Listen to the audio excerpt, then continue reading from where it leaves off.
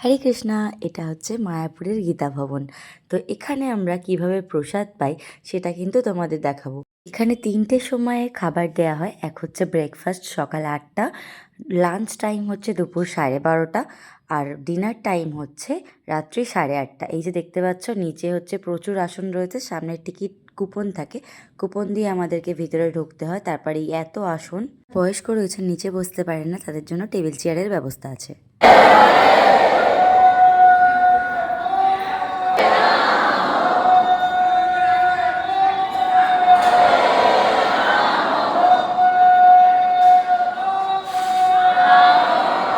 এভাবে প্রসাদ গ্রহণের আগে মহামন্ত্র পাঠ করানো হয়, আর ভীষণ হাইজিন মেনটেন করে কিন্তু খাবারগুলো সার্ভ করা হয়।